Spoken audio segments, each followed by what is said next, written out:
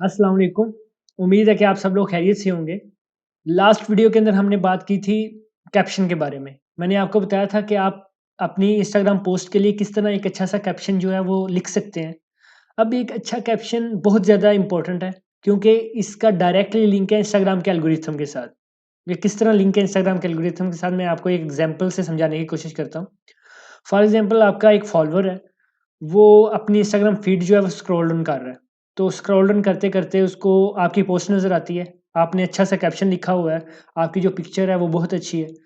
तो वो क्या करेगा, वो कैप्शन ऑब्वियसली वो कैप्शन पूरा रीड करेगा। तो कैप्शन रीड करने के लिए उसको 10 से 15 सेकंड लगेंगे। सो जब उसी वक़्त इंस्टाग्राम का एल्गोरिथम एक्टिवेट हो जाएगा, वो देखेगा कि ये एक पोस्ट है, जिसके ऊपर बहुत से लोग जो है वो स्क्रॉल डाउन करते हुए रुकते हैं, स्टे करते हैं 10 से 15 सेकंड, पूरा कैप्शन पढ़ते हैं और उसके बाद लाइक करते हैं या शेयर करते हैं।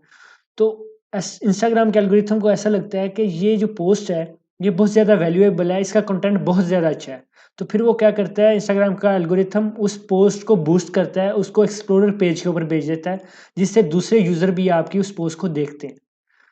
सो ये सिंपल सा कॉन्सेप्ट है कि कैप्शन का डायरेक्टली किस तरह ताल्लुक है एल्गोरिथम के साथ। फॉर एग्ज़ाम्पल आप कैप्शन नहीं लिखते, सिर्फ़ पिक्चर है, तो पिक्चर को देखने के लिए यूज़र को 1 से 2 सेकंड लगते हैं। वो उसके बाद नीचे दूसरी पोस्ट देखेगा, फिर तीसरी देखेगा। लेकिन जब आप अच्छा कैप्शन लिखते हो, तो उसको 10 से 15 सेकंड लगते हैं पूरा कैप्शन पढ़ने के लिए। तो इससे आपकी जो पोस्ट है, वो एक्सप्लोरर पेज के ऊपर जाती है। जब बहुत ज़्यादा यूज़र जो हैं, वो आपकी पोस्ट के ऊपर स्टे करते हैं और आपके कैप्शन को पढ़ते हैं। आज का जो टॉपिक है, वो भी बहुत ज़्यादा ज़रूरी है। हाँ, आज हम टाइम के बारे में बात करेंगे कि कब आपको अपना कंटेंट इंस्टाग्राम के ऊपर अपलोड करना चाहिए, किस टाइम में अपलोड करना चाहिए। अब जब भी कोई बंदा मुझसे एडवाइस लेता है इंस्टाग्राम के बारे में, तो उसका दूसरा या तीसरा क्वेश्चन यही होता है कि आप मुझे कोई एक स्पेसिफिक टाइम बता दो, जिसके अंदर मैं अपना कंटेंट इंस्टाग्राम के ऊपर अपलोड कर दूँ। सो ये कोई इतनी आसान बात नहीं है कि मैं किसी को भी कुछ भी बता दूँ कि आप इतने बजे अपलोड कर दिया करो, क्योंकि ये चीज़ person to person, niche to niche, उसके अलावा क्या कहते हैं, प्लेस टू प्लेस चेंज होती रहती है। सो आज हम इस टॉपिक के ऊपर बात करेंगे। सो जब आप स्टार लेते हो इंस्टाग्राम के ऊपर, तो आपके फॉलोअर्स नहीं होते, आपके पास आपके फॉलोअर्स का डाटा भी नहीं होता कि आपके फॉलोअर्स का मोस्ट एक्टिव टाइम कौन-सा है। सो इसलिए फिर आपके पास एक ही मेथड रह जाता है, जिसको मैं यूनिवर्सल रूल ऑफ टाइम कहता हूँ इंस्टाग्राम के अंदर। वो ये है कि आप जिस कंट्री में रह रहे हो ना, उस कंट्री के अंदर जो फॉर एग्ज़ाम्पल समझ लें कि शाम के 4-5 घंटे हैं ना, उसके अंदर आप अपना सारा कंटेंट अपलोड करो। फॉर एग्ज़ाम्पल अगर आप पाकिस्तान में हैं, तो आप 6 पीएम से लेके 11 पीएम के दरमियान अपना सारा कंटेंट जो है वो अपलोड कर दो। फिर आहिस्ता-आहिस्ता आपको पता चलता जाएगा, जब आपकी कोई पोस्ट अच्छे रिज़ल्ट देगी, तो आपको पता चल जाएगा कि अच्छा यार, 6 बजे नहीं, 8 बजे वाली जो मेरी पोस्ट थी, उसने मुझे ज़्यादा पॉज़िटिव रिज़ल्ट दिए हैं। तो फिर अगला आप क्या करें कि 8 बजे अपना कंटेंट अपलोड करें। यानी कि ट्रायल एंड एरर से आप काम चलाएँगे। फिर जब आपके कुछ फॉलोवर्स हो जाएँगे, फॉर एग्ज़ाम्पल आपके 4,000 5,000 फॉलोवर्स हो गए हैं, तो फिर आप अपना डाटा देखोगे फॉलोवर्स का, कि आपके फॉलोवर्स का मोस्ट एक्टिव टाइम कौन-सा है। तो फिर आपने नहीं बिल्कुल भी देखना कि मैंने 8 बजे अपलोड करना है या 9 बजे, आपने फिर तब ही अपलोड करना है जब आपके मोस्ट फॉलोवर्स जो हैं वो एक्टिव हैं। तो फिर मैं दोबारा रिपीट कर रहा हूँ कि जब स्टार्ट लेना है आपने, तो ट्रायल एंड एरर से काम चलाना है आपने। या आपने क्या करना है कि उस कंट्री के लिहाज से शाम को अपना कंटेंट जो है अपलोड करना है। वो शाम को क्यों अपलोड करना है? क्योंकि सब लोग जो हैं वो जॉब से वापस आ रहे होते हैं या अपनी फैमिली के साथ बैठे होते हैं, तो वो मोबाइल ही स्क्रॉल डाउन कर रहे होते हैं, जो कि बहुत बुरी बात है कि आप फैमिली के साथ बैठ के मोबाइल स्क्रॉल डाउन कर रहे हैं, फ्रेंड्स के साथ बैठ के अपनी फेसबुक देख रहे हैं। ये अच्छी चीज़ नहीं है। लेकिन मोस्टली ऐसा ही होता है कि आप आते हो, काम से वापस आ रहे हो, आप बस के अंदर बैठे हो, या आप स्टूडेंट हो, आप यूनिवर्सिटी से वापस आ रहे हो, या कहीं भी दोस्तों के साथ बाहर बैठे हुए, तो आप अपना मोबाइल देख रहे होते हो, तो उस वक़्त मोस्टली लोग जो हैं वो एक्टिव होते हैं। तो आप कोशिश करें शाम के वक़्त अपना कंटेंट अपलोड करें। फिर जब आपके पास आपके फॉलोअर्स आ जाएँ, आपके पास काफ़ी ज़्यादा डाटा आ जाए, तो फिर आप अपने फॉलोअर्स के मोस्ट एक्टिव टाइम से एक्टिव टाइम जो है उसके लिहाज से कंटेंट अपलोड करें। अब ये डाटा आपको कहाँ से मिलेगा? आपको याद होगा कि मैंने आपको बताया था लास्ट सेक्शन के अंदर, कि जब आपने प्रोफ़ेशनल प्रोफ़ाइल के लिए एक्टिव करना है अपने अकाउंट को, तो तब आपको कुछ चीज़ें मिलती हैं, कुछ एक्स्ट्रा फ़ीचर मिलते हैं। उन एक्स्ट्रा फ़ीचर में एक इंस्टाग्राम इनसाइट का भी ऑप्शन था। तो उसके अंदर आपको अपनी ऑडियंस का डाटा मिलता है। मैंने एक स्क्रीनशॉट भी है इस स्लाइड के ऊपर, ये देखें, अपलोड किया हुआ है। तो इस एग्जांपल के अंदर जो मोस्ट एक्टिव टाइम है इस अकाउंट के फॉलोअर्स का, वो ये है कि 6 पीएम से लेके 12 एएम के दरमियान, यानी कि शाम को 6 बजे से लेके रात के 12 बजे के दरमियान इस अकाउंट के मोस्टली जो फॉलोअर्स हैं वो एक्टिव होते हैं। और मो सबसे ज़्यादा फॉलोअर्स 9 पीएम पे एक्टिव होते हैं।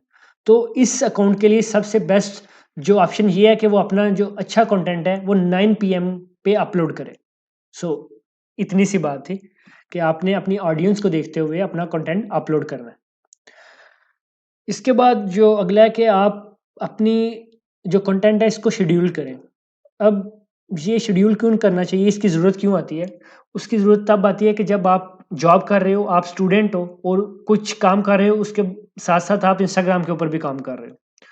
फॉर एग्ज़ाम्पल अगर आपने इंस्टाग्राम के आपके पास 2 या 3 पेजेज़ हैं, तो अगर आप उसके ऊपर 3 या 4 पोस्ट जो हैं वो डेली की अकाउंट अकाउंट के ऊपर अपलोड कर रहे हो, तो इसका मतलब ये है कि आपको 14-15 पोस्ट डेली अपलोड करनी पड़ेंगी। इसके अलावा जो स्टोरीज़ है वो अलग से हैं। तो फिर जब आप डेली हर अकाउंट को अलग से टाइम दोगे ना, तो आपका बहुत ज़्यादा टाइम वेस्ट होगा। आपको डेली के 2 से 3 घंटे देने पड़ेंगे।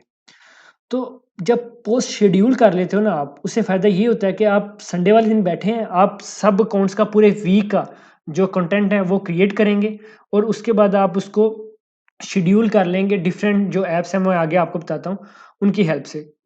फॉर एग्ज़ाम्पल एक है ऐप है लेटर और उसके बाद दूसरा है इंस्टाग्राम ड्राफ्ट। आप क्या करते हो अपना कंटेंट जो है क्रिएट करके आप अच्छा सा कैप्शन लिख के ये ऐप है इसका इस्तेमाल करते हुए उसके अंदर सेव कर लेते हो। उसके बाद करना क्या है, जब आपका आप अकाउंट ओपन करोगे, फॉर एग्ज़ाम्पल आपने संडे वाले दिन सारा जो है कंटेंट अपना वो अपलोड कर लिया है इस ऐप के अंदर।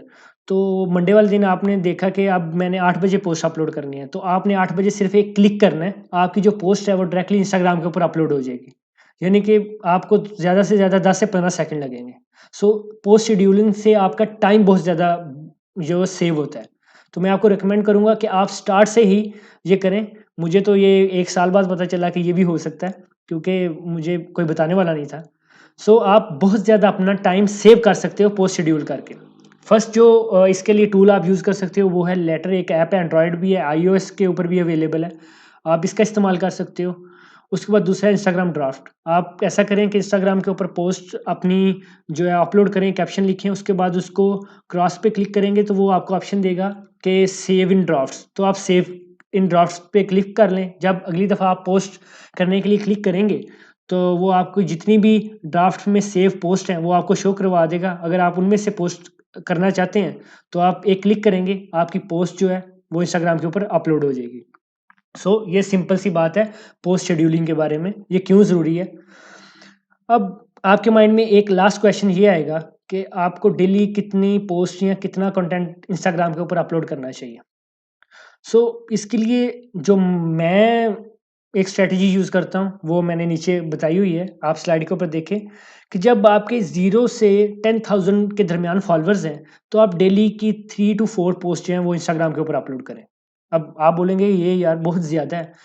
तो ये इसलिए ज़्यादा है क्योंकि इंस्टाग्राम के ऊपर आपको कोई भी नहीं जानता। सो फॉर एग्ज़ाम्पल अगर 50% पोस्ट वायरल होती हैं, तो अगर आप 100 पोस्ट डेली मंथली अपलोड कर रहे हो, तो इसका मतलब है कि मंथली आपकी 50 पोस्ट ही वायरल जाएँगी इंस्टाग्राम के ऊपर।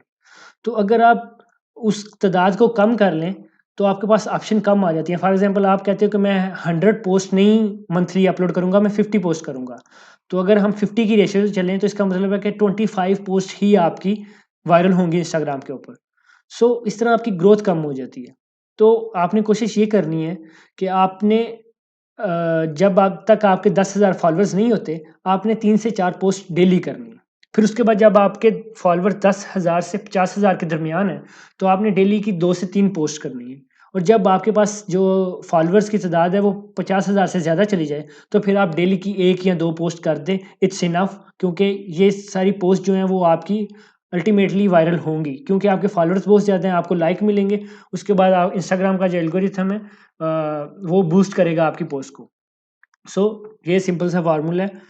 मैं दोबारा रिपीट कर देता हूँ, 0 से 10,000 तक 3 से 4 पोस्ट, 10,000 से 50,000 तक 2 से 3 पोस्ट, और जब 50,000 प्लस आपके फॉलोअर्स हो जाएँ, तो आपने 1 से 2 पोस्ट डेली पोस्ट करनी है इंस्टाग्राम के ऊपर।